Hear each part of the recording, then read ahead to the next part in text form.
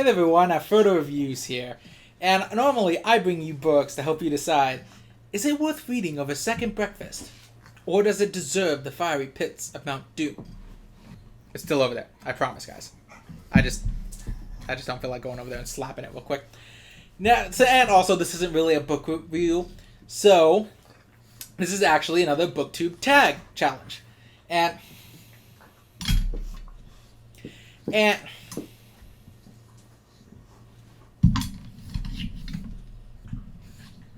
this is what I'm dealing with off camera.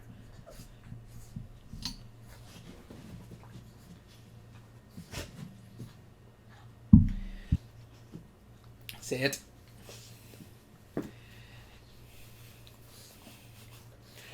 And I'm here to do a Booktube tag that I was tagged in about a month ago, actually. I was going to say a couple weeks, but it's been about a month.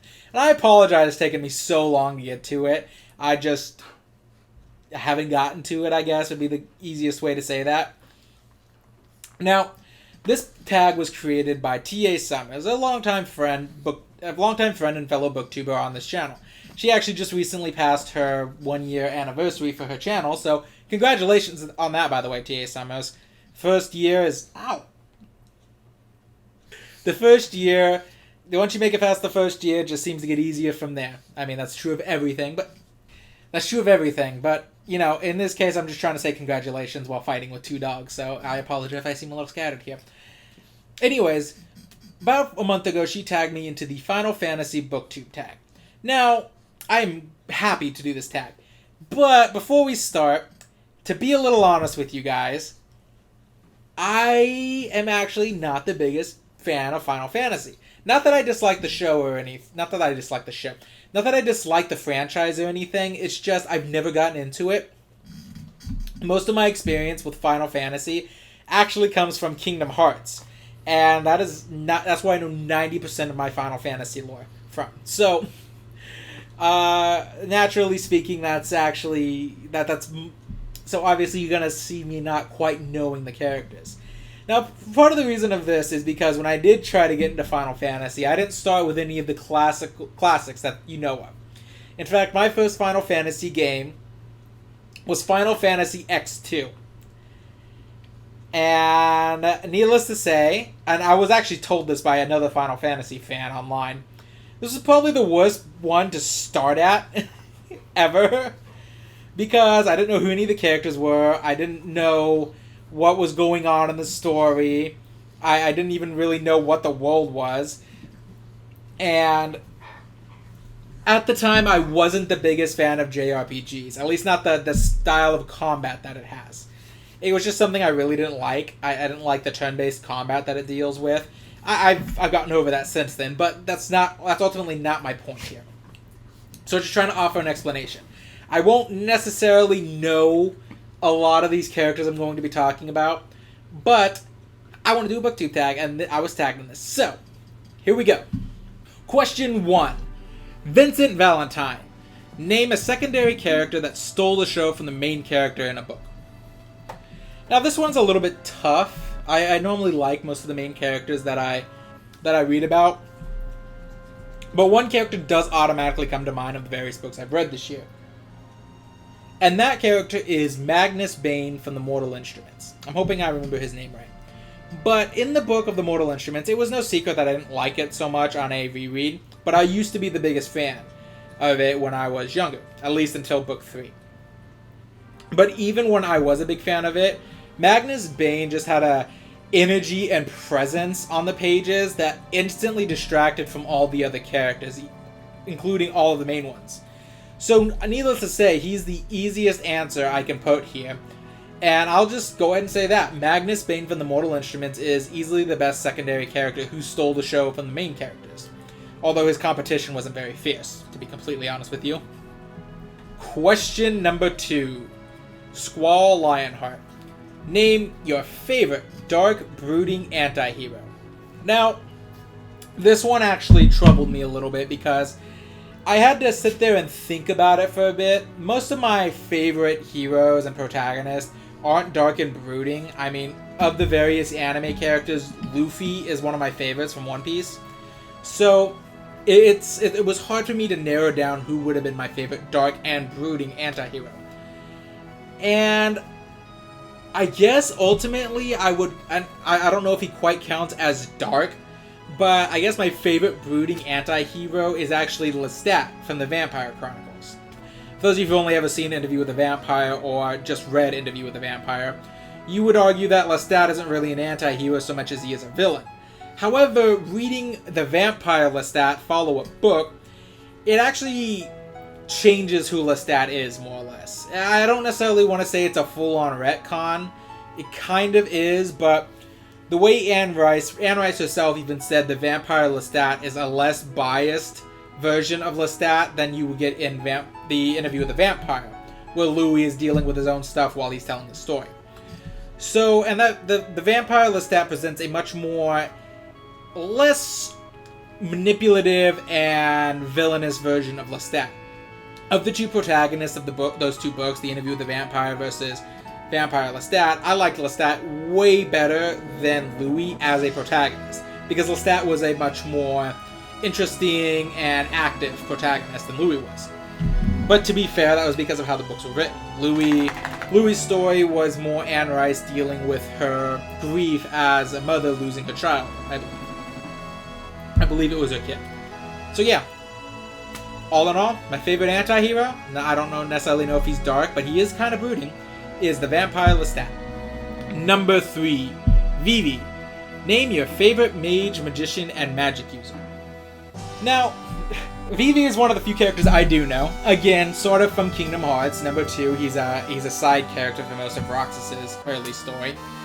But I also know him because one of my longtime in real life friends has Vivi as a profile pic, and I got curious one day to push aside the obvious thing.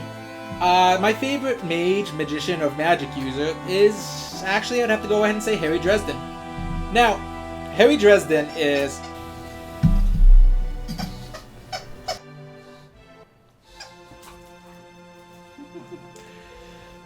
these two. Harry Dresden is my favorite, mostly because he's an interesting three-dimensional character. I would have chosen someone from the Harry Potter series, but the more years go on, the less I look back favorably on the series itself. Needless to say, one of the things that I did want to talk about was that I don't know why I was going with that, but Harry Dresden is just one of my favorite magic users. I wouldn't necessarily say the first 2 books of the Harry Dresden Files are my favorite books, but the more the series go on, the more I enjoy the stories he's in, the more I enjoy Harry Dresden as a character, the more I appreciate him. And he has his faults, I won't deny that, but ultimately I think that makes him more interesting as a character rather than what I would normally choose. With that being said, question number 4. Zidane Tribal. I have absolutely no idea who that is, so name your favorite character with a tail. This one is actually a little tougher than I thought, because through pop culture osmosis, I know a lot of characters with a tail, and I can point out a couple of my favorite designs among them, but I can't necessarily point to one and say this is my favorite character, because I don't know who they are as a character. Oh yes, I see you took the toy from me. I don't necessarily know who they are as characters. You are big and heavy, and you both have chomping teeth. So I'm putting this away, because it is in my lap, and I have very sensitive stuff in my lap. Attach things. Anyways, where was I? So I can't necessarily point to any character who's my favorite.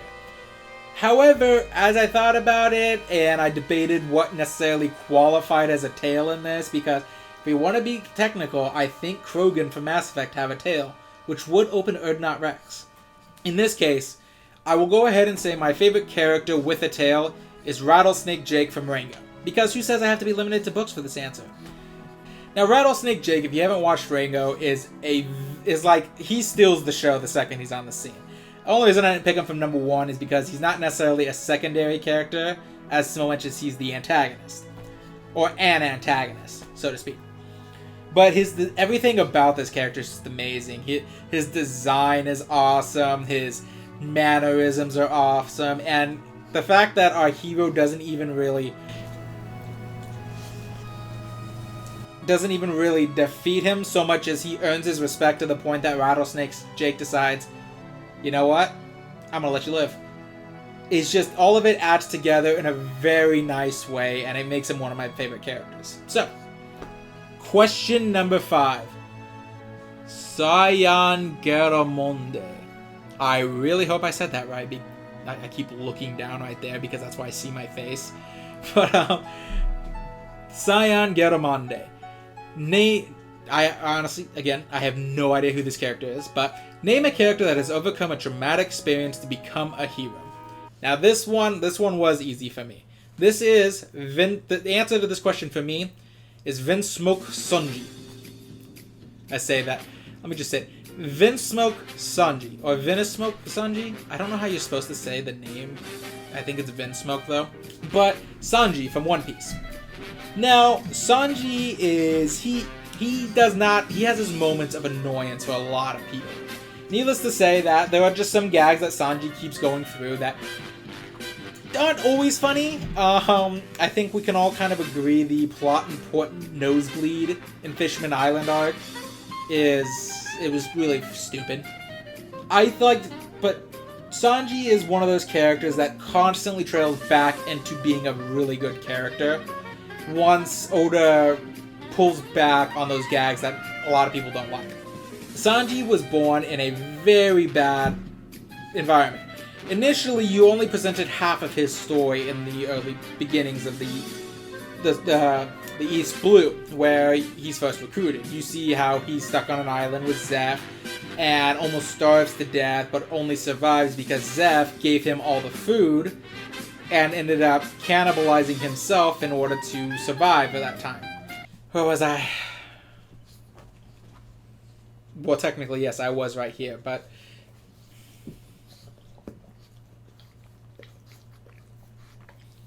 so to talk around the two dogs currently leaning on me, Sanji's backstory is a little more complicated from that. Those of you who have watched Whole Cake Island know that. Anyways, from what I was saying, Vinsmoke Sanji, in Whole Cake Island, you get to see more of his backstory, namely where he grew up. Now, throughout the story, there were a couple hints that Sanji's backstory wasn't as complete as we thought it was. Namely, again, speaking, he constantly references the fact that, unlike every other character they recruited in the East Blue, he didn't grow up in the East Blue. He mentioned several times that he grew up on another part of the world and somehow ended up in the East Blue, but never specifies how. And we find out later that's because he is a prince of a foreign kingdom. And since I'm not allowed to say the word on YouTube, it is very heavy with this symbology. So I shouldn't have to say the kind of ideals that his kingdom presented. You know, especially with a character who is blonde-haired, and I'm gonna guess Sanji is supposed to have blue eyes. And he was genetically designed to be a perfect super soldier, but came out wrong. So naturally, you can see where this is leading. Growing up with an extremely abusive family to the point that at one point they literally just lock him in an iron mask and leave him down in a dungeon, forgotten and alone. He overcomes a very traumatic past, not to take revenge on his family, but ultimately to save them. He himself even says that every part of his being wants to leave them behind, but he can't sacrifice his own morals to do that. He still wants to save them, even though they've done all this to him when he knows they're in danger. And ultimately, that just speaks to the kind of person that Sanji is. It's Sanji as a person, as a hero, who's ultimately the Straw Hat's cook, not Vinsmoke Sanji, the super soldier prince. So yes, that will be my pick for question number 5, I believe we were on. Question number 6. Name my favorite archer. Well, obviously, it's going to be Robin Hood. Oh, but wait. There's so many versions. I mean, you got that version. And you got that version. You also got that version. But you know what? I think this one is my favorite version. We're men in tights, tights! Always on guard, defending the people's rights. Anyways. So yeah, that's my answer. Question number 7. Tara Branford. Just assume I don't know who these characters are at this point, by the way. Name a character whose lineage is not 100% human. Now this one I struggled with a bit at first because I sat there and thought about, okay, what character could I possibly put here? I don't know very many characters who aren't human in a sense. And then I thought about it, and I realized, and then at first I thought, maybe I'll put Peter Quill here. He's not quite human. I'm like, it's just not 100%, so does it have to be, do I have to be human mostly, or can I pick someone like Rocket Raccoon who's not human at all? Or, like a half-orc from a fantasy setting, or something like that. But then I ultimately decided that, all this doesn't matter, because if I was to pick a favorite character among the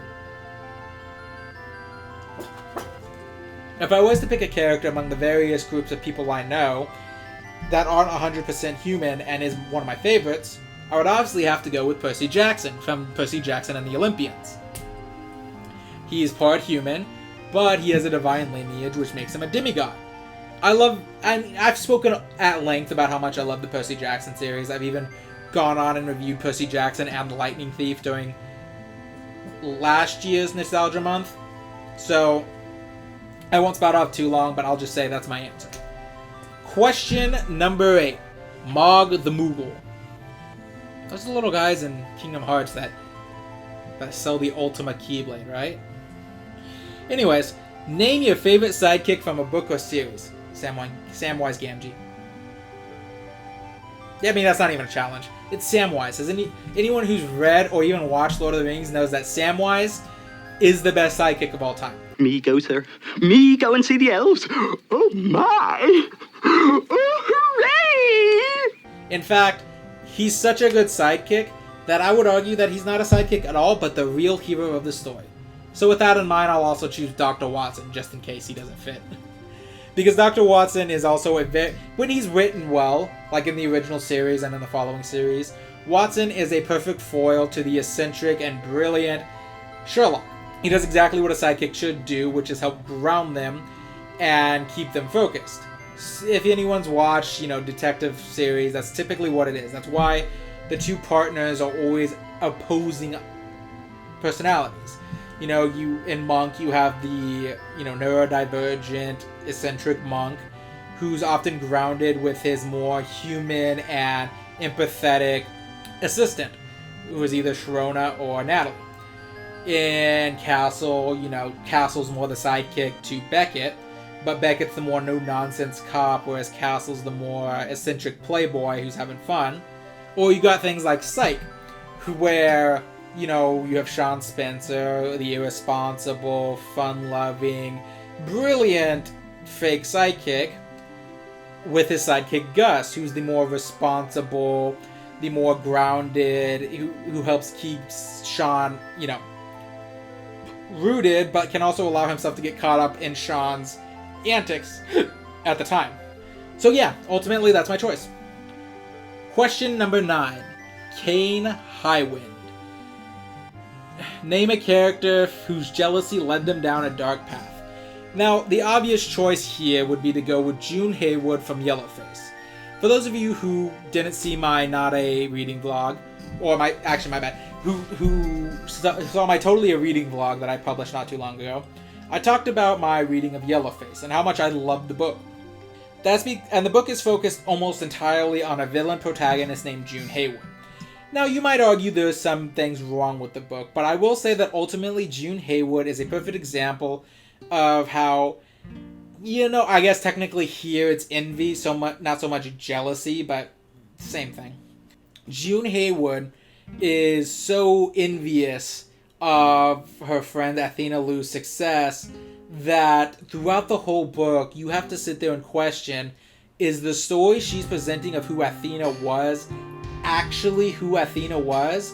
Or is this the biased viewpoint of someone who is looking for reasons to hate her?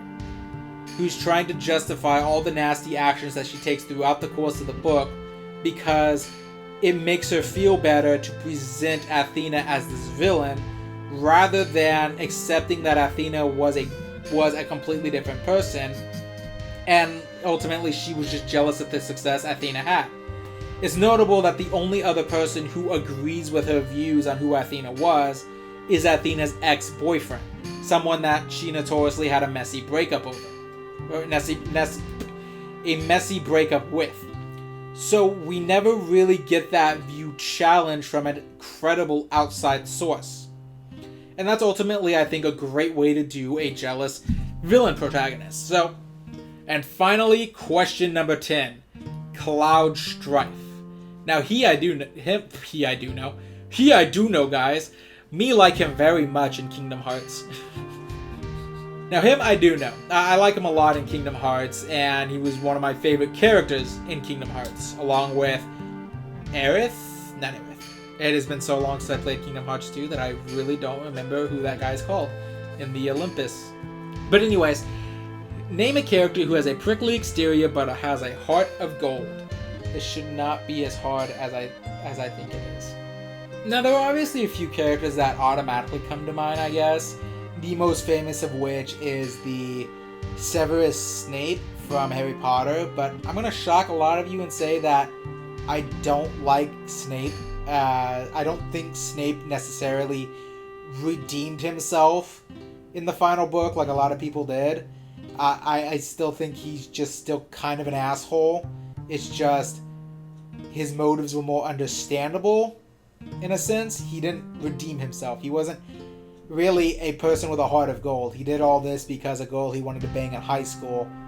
So that's really all I can say about that. I'm not going to choose Snape because of that reason. There's also Katniss from Hunger Games. She's often very prickly and jerkish in her book. Her cat, she literally tried to drown it and only let it stay because her sister was crying so much. But again, that's all based around the fact that she's had to live a hard life and has had to do what she has to do. And I would choose her, but I wouldn't necessarily say she's my favorite, especially when Hamish Abernathy is also in the same book series, and I think he's a much more accurate example of someone with a prickly exterior. I mean, he would practically put a cactus to shame, but actually has a very deep heart of gold because he cares about all the tributes he mentored, and it's clear that a lot of his attitude comes from the traumatic experiences that he dealt with in the arena, as well as the acknowledgement that no matter what he does, every year he's sending at least one child to their death. I guess Yellowfang from Warrior Cats also could work.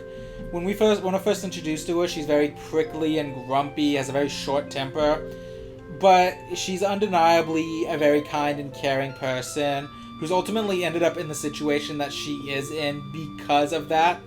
It was definitely an interesting take on the character themselves, but that's all I can say about that. It's been a very long time since I've read Warrior Cats, so at least it's been a while just in general. I gotta go back to that someday. You know what? I think I'll just shock everyone and choose the Doomslayer from the Doom franchise. Yeah, I mean, he's rude, he's belligerent, he's disrespectful, and anyone who meets him would think he's nothing more than an angry brute who just doesn't care about anything. But it's clear he has a lot of soft spots throughout the game. He's clearly fond of the little toys that he finds, and when he has the gigantic space fortress, he dedicated it all to the beloved memory of his pet, Daisy. For those of you who don't know, the whole reason this starts is because Doomslayer's pet rabbit, Daisy, gets killed by demons, and that's why he needs to destroy the forces of hell. He also clearly cares deeply for humanity because, and you can see it in the minor actions that he does throughout, like in the first 2016 game, when Samuel Hayden is trying to justify the use of ardent energy in Mars, and trying to say it's for the betterment of humankind. All Doomslayer does is look off screen to the dead corpse that's been brutalized in the elevator with him, and then looks back to the screen, saying more than anything, saying more than they possibly could have with dialogue, is all I'm saying. So yeah, I'll just go ahead and choose that. But there are a lot of options for this, even when it comes to games. And I could go on and on about another group of characters, just game-wise, that I think have a prickly exterior but a heart of gold. So with that being said, that's pretty much all I have to say. This was a fun tag to do. You know, now sleeping dogs aside, that, you know, it was fun. I'm glad that I was tagged in this, and yet I don't really have very many people to tag. I think by now anyone I could tag has already been tagged. So unfortunately, I'm not going to tag anyone for sure. I'll toss a couple names down in the description just in case. But other than that, I'm not sure. So yeah, like I said, I gotta find a new group of people to. I gotta find a more varied group of people to tag, because it feels like I just tag the same people every time I do one of these Booktube tags. So with that being said, just remember, with every book comes an adventure, and every adventure is worth having, even the bad ones.